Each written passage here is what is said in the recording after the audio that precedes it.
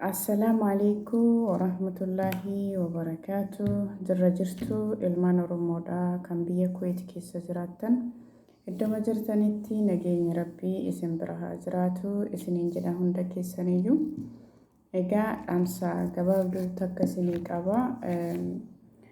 Akkuma kanaan dura beektanii wanti na bira isin bira geettu waan isin fayyaduu fi akkasuma waan sirna ta'e tokkodha.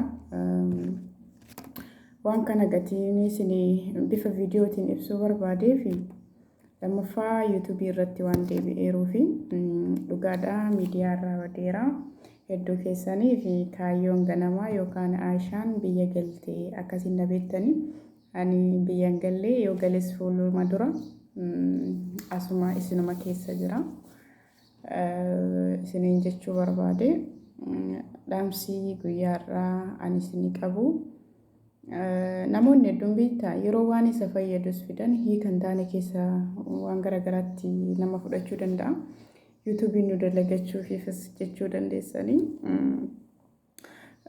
rakkoon qabu kasanii hunda caalaa wanti namni haasa'u kun si fayyada taanaan fudhu sin fayyadu taanaan ittiin sababdee qeequmsa kee hin ibsatinii yookaan jibbiinsa namaaf qabdu hin ibsatinii jechuu barbaada.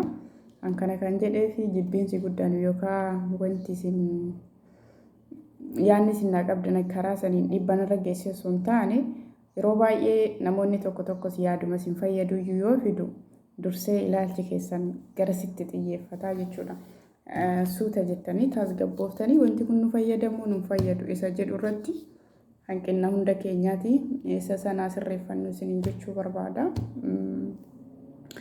Ittaansee kan yaani isin hubachiisuu barbaadu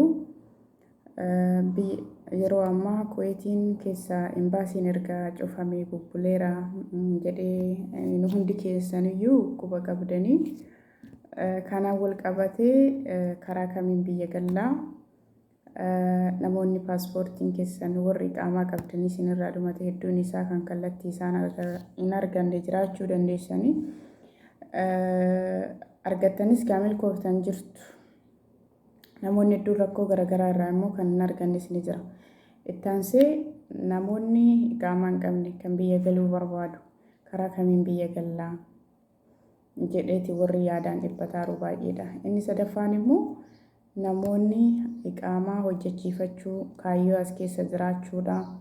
Akkasuma warri isaanii kafiilli isaanii hayyamamoo ta'e yookaan carraa kana yaaluudhaaf kan paaspoortii dhaban inumaayyuu paaspoortiin nama barbaachisa karaa kamiin paaspoortii keenya kan arganna warri jedhanii dhiphatan baay'eedha. Kanaaf isa keessaa waan hubadhe tokko isin qooduu barbaada. Lammaffaa yeroo ammaa yookiin gara fuulduraas kan ta'uu danda'u paaspoortii malee biyya galuun hin danda'amu. Paaspoortiin kun kan biyya isin galchuu danda'u paaspoortii orijinaala haa ta'u moofaa ta'uu yookaan haara ta'uun isaa homaa miti. Ati garuu yoo nama iqaamaa hojjechiifachuu barbaadu ta'e yoo nama as keessa jiraachuuf carraa akkasii mukkuruu barbaadu ta'e haaromsiifachuu dandeessa si barbaachisa. Warri kuuwwan immoo orijinaala isaa yoo harkaa qabaatan koppii osoo hin taane haaromsuuf hin cinqaminaa yoo as keessa jiraachuudhaaf yoo haafuunis dhufe yookaan qaraarri dhufe paaspoortii haaromsifannettanii warri hin dhiphanne waan akkasiisan ofirraa dhiisaa biyya galuuf moofaanis isin barbaachisa rakkinnan qabu haarawa ta'uu isaa muula azima muu daruurii jechuudha. Inni biraa warri karaa kamiin paaspoortii haaromsifanna kallattii lamaan jira. Fakkeenyaaf warri koppii hin qabne sagalee yaalaa dhageeffataara warri koppii hin qabne yookaan waraqaa eenyummaallee ka paaspoortii kanaan baase hin qabne faana Afrikaa hawwallee jira achi deemanii ishaaraa kennanii baatii lamaa fi eeggatanii ni fudhatanii waan jedhamu jira. Ani isa san dhibba keessaa dhibbatti amantii sirraan qabu garuu nama kallattiidhaan karaa kana hojjechiifadhinaan jedhe sin agarra. Anka sirri quba qabu namoota koppii isaa qaban yookaan waraqaa eenyummaa qabanii waraqaa eenyummaa saniin foormii guutanii torbee 2-3 keessatti kan deebi'eefidha jechuudha. So waan kallattii kana isinitti himuu fi namni waan kana ijoollee waan kana hojjetu kallattii garagaraatiif hojjetanii gariin immoo haa ta'uudhumaafis biizinesa mataa ofiitiif jecha madda galii ofiitiif jecha haa ta'uudhumaafis kan sirraa fuudhanii achiin callisan ni jiru. Anka ofii kiyyaa argee akkasuma namoonni an beekullee hedduun karaa kanaan haaromsifatan isinitti himuu barbaada. Kallattii kanaan paaspoortii keessan akka haaromsifattan karaa biyya galuudha. Warri isan qabne paaspoortii amma warroonni mana hidhaa jiraniyyuu paaspoortii san irraa fuudhanii koppii isaanii irraa fuudhanii haaromsiisaranii fi isinillee kallattii kanaan akka yaaltan isiniin jechuu barbaada. Ijoolleen Oromoo biyya Kuwait keessa jirtanii kunoo ijoolleen wanni profaayiliin isaanii kana in mul'ata jedhee yaada. Profaayiliin isaa kana Daanyee Dijitaal Itoophiyaa paaspoortii jedha. Lakkoofsa isaa isinii barreessaa yuutuubii kiyya irratti achirraa fudhaa. Asirratti illee isinii himaa 97 33 98 81 irra deebi'aa 97 33 98 81 isa kanaan bilbiltanii bakkuma isin jirtanitti dhufee isinirraa fuudhee foormii isinii guutee torbee 2-3 keessatti paaspoortii keessan manatti fidee isinii kennaa jechuudha.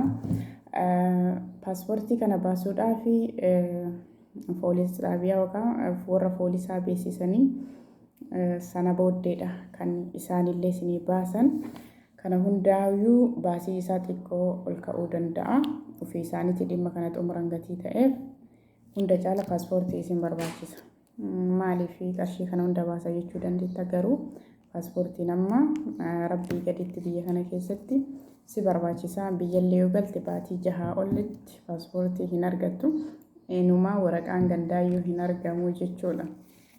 Kanaaf kabajamtootaa fi jaalatamtoota ilmaan Oromoo biyya Kuwait keessa jirtan paaspoortii kallattii kana haaromsifadhaa. Lakkoofsa dabalataanis yuutuubii kiyya irra isinii barreessa. Gamasumaa yuutuuba kiyyas subscribe, like, share gochuu hin dagatinaa. Koomentii illee kenna. Yoo itti jaalattan qofa yookaan hin godhina rakkinnaa miti. Kana fakkaataa nuti hin gallee Kuwait jirraa. Gama yuutuubiidhaan walitti deebina jennee yaada qabna. Kallattii kanaan warroonni kana duraan na dinqisiifattanii fi akkasuma na jaalattan anis isin jaaladhu. Kallattii kanaan wal hordofuu dandeenya. Garuu dhimma siyaasaatiin walitti hin deebine, walitti hin deebinu. Dhimma siyaasa keessan jiru amma siyaasni jireenya keenyaa jechuudha. Kanaaf siyaasa jireenya haa godhannu hundi keenya. Biyyallee karaa jiru warra jireenya ofii guddisanii dhagatii ta'eef nutis jireenya keenyatti haa deebinu. Dhaamsa jedhu isinii qaba. Iddoo jirtanitti nagaa fayyaa qabaadhaa. Horaa bulaa deebanaa.